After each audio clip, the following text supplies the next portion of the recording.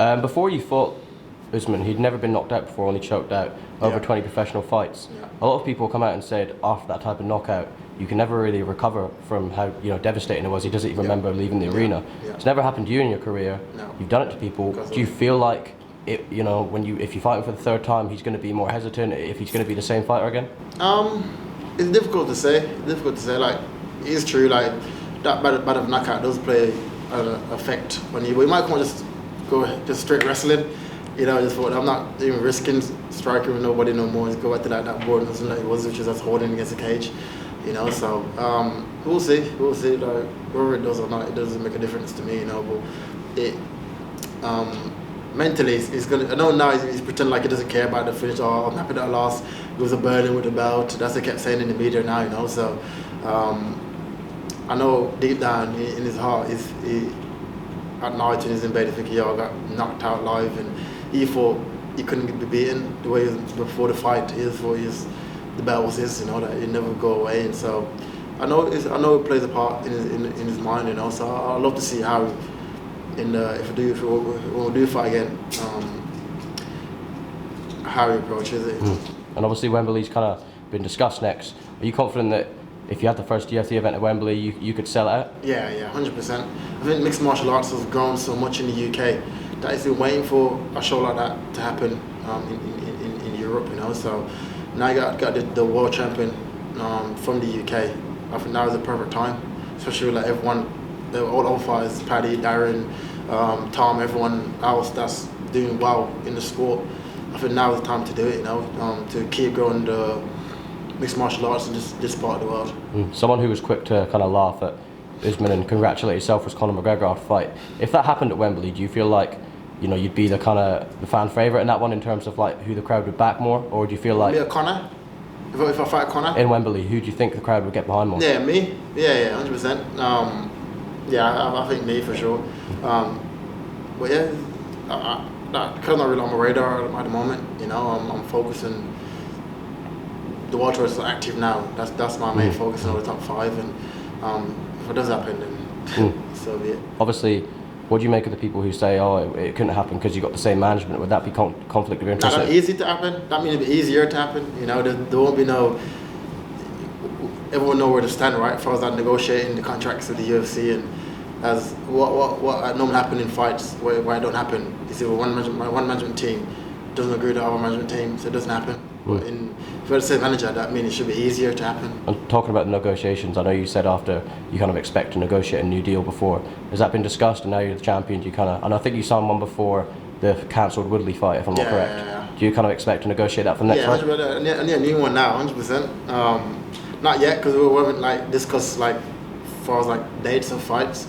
That normally happen around when you start talking about fights. You start using the fight to negotiate the contract. It plays a part in the contract. So when it's time to start talking about the fights and the date of the fight, they will start negotiating new deals and going from there. And last one from me.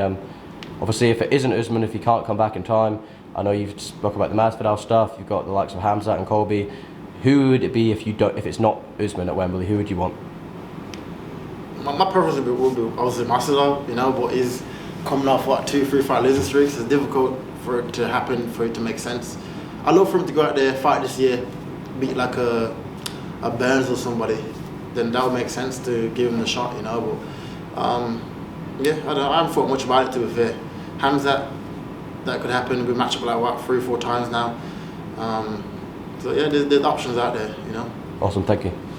Hi Leon, Reece Daly from the Daily Star. I wanted to ask you about the fatigue you mentioned, and something you mentioned straight away after the fight. You didn't know what your body was doing, you didn't know quite what was going on. So after the first round being so positive and winning that round, and then he starts to find his way a bit more. Going into the fifth, how did you feel in yourself? Were you taking all the information? How did you feel compared to the start of the fight? It's weird. I felt fresher in the 5th round. Maybe it's the talk my coach gave me going into the 5th, but I felt more fresher, But I thought the altitude played a big difference in the fight. I just didn't feel my body wasn't reacting. I could think what I wanted to do, but just slow to react to it. Or it was a weird feeling. Even though I took all the precautions, like I said, for it not to happen. But yeah, it played a massive part in it. And I said it even straight away that was one of my worst performances in my career, you know. And so yeah, I'm looking forward to if we do fight again early next year. Bringing 100% to myself there, you know, and competing. Yeah, so you mentioned that was not, you didn't think that was one of your best performances, and now you're coming back to England as well, a bit of cold air in your lungs. Are you expecting, if it is Usman again, a completely different fight? Yeah, 100%. Like that was the best Usman we're gonna get, right? As far as like what he does in fights, that was the best. That's what he does in fights. That's the best we're gonna get, and that was the worst of me. You know what I mean? So, yeah, I think it'll be a totally different fight. Same result, but different fight. I'm guessing you've watched it back a few times now. Watched just a minute ago with BT Sport. You've seen it like every day almost. Yeah. I just watched it back like literally like an hour ago. BT Sport, like doing like an interview. And yeah. I just wanted to ask you about the commentators, and Dean Thomas was saying, you know, you might take a moral victory from not getting knocked out, and I think Joe Rogan and DC sort of agreeing with it. And John Anik's the one that actually says, you know, that's not the cloth from which you were cut. Yeah, what did you make of that? Listen to that back. Is that? Yeah. I don't know what I'm coming in their mind, you know, that's the way I was built, you know. I rather get knocked out than settle into a defeat like that. You know, I rather go out there and get knocked out and think, you know what, I've got knocked out, that was it, you know, and more than just like thinking, you know what, I was losing some points. Like what benefits does that do me, you know? So yeah, I knew going into that, like I said, into the 5th round, that I needed to finish. Coach told me I needed to finish, and I thought I need to win. I'm going to win. You know, I thought like, there's no way. I went through all that turmoil, all the ups and downs in my career to get to this point. To just like go to decision. You know, so I thought now did what I need to do and got the victory. And just last one from me. I wanted to ask. Obviously, you've said you've been open about your journey in your life and all the struggles you've had to overcome. And there was after the fight, the emotion, you sort of been delighted, and then it goes sort of emotional again, and then you're sort of delighted again. Was it hard to sort of process it? I know you recently been away. Did you need that sort of break just to try and take it all in? Yeah, 100%. Everyone keep asking, put into words, like how you feel like in that moment, you know. But it's difficult to put into words, like working for so long for something and going through ups and downs, and everyone doubting you, and then you're trying to be the first guy from the UK to do it, and there was a lot on me, you know, that I put on myself. That I said it from the start, I was going to be the world champion. I knew I was going to be the world champion, but it was still difficult, the road I had to walk to get there, you know. So yeah, it was, even like after the film, mom was like crying and everything, just like a roller coaster of emotions. It's hard to put into like a sentence how I felt, you know. But yeah, I think that holiday I took the other day, like I needed it, you know, because this is a fight, like literally every week is like here, there, everywhere, and I didn't have no time to just switch off and chill, you know. So I went to Ibiza. I didn't party, just went to like a nice hotel and just like all you can eat, just ate, chill by the pool and just relax. And now you're back to it, so we appreciate that. Back to it again. Thanks very much. We got George from Joe. Just on that point, has it sunk in yet? And what was it like? That was some mad love that you got when you got back. Yeah, like, you know, the murals, everyone coming out supporting you. Yeah. Has it sunk in, and how did that feel when you got back? Yeah, it's sunk in now. It's sunk in. The first 2-3 weeks though, I kept waking up and like seeing the belt on my table and thinking, oh shit, the belt's in my house. But yeah, well now it's sunk in. I've got used to it. I took it everywhere now. I've shown it to everybody, and now it's sunk in. And now it's like I said, time to be that new kid again. And I've achieved that goal now. I need to switch my mind frame to wanting to be the best. You know, I need another goal, you know, to drive me, and that's my goal now. To be the best of all time, and I truly believe I can do it, you know, and I'm going to do it. So yeah, I'll keep doing my thing, and yeah, it's sunk in now. I'm the UFC world champion, the second for the UK, the first for Jamaica, born Jamaican champion, and yeah, I'm proud of myself, proud of my team, I'm proud of the UK, and yeah, we keep growing. I love how you smile when you still say UFC champion. Yeah. It's still it's like it's mad, you know. Like the other thing is, it's a mad path to get there, you know. So, and my life's been crazy as well. So if you told me like when I was born in Jamaica, like in a war zone, to now I'll be the UFC world champion, like who could have like say that and like think, oh yeah, it's gonna happen, you know. It's wild, you know. So even like now I still smile about it, and because like I said, I'm proud of myself, you know, for sticking through it, going through the ups and downs, staying solid and achieving it. you still feel slightly disrespected in terms of underrated as well? You know, we talked about the commentators in that fight saying he's done well not to get knocked out. And even people now saying, well, Usman might have won the rematch. Do you still feel disrespected as a champion and as a fighter? No, not really, because their opinions doesn't make a difference this far. You know, so not really. I've been doubted my whole career. You know, I keep just doing my thing, keep winning. They said, the first I said I couldn't get in the UFC. I got in the UFC. So you can crack top 15. I cracked top 15. You can crack top 10. I cracked top 10. You're gonna be champion. I've been champion. Like there's nothing. Like I'm at the stage now that there's nothing I think I can't do. You know, what I mean, I've done it. Everything you say I can't do, I've done it. So you just can't. Mentally, it just can't affect me in what you say, and because I've done everything you say I can't do my whole life. So at what point does it get to like where you can affect me? You just can't. You know. So yeah, I'm happy that I'm in this mental space. I'm happy that I don't care about proving people wrong, but I'm happy that I've proven myself right. You know. So yeah, man, it's all good. Where are we at then with a Wembley fight? I know Dana said never do a stadium show, and then you did the unthinkable. He was the first one that came. He was the first one that said it to me. I wasn't thinking about stadium show. I was thinking about just headlining in the UK in Birmingham. Then Monday he's like, oh man, I want to do a big stadium show. I was like, perfect.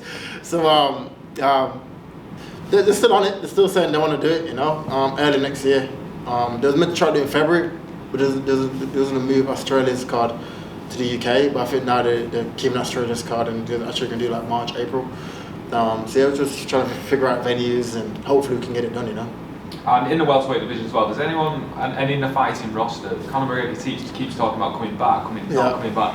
Do you take him seriously in terms of him coming back, and you know, how would the fight with him go? You keep talking about Conor McGregor.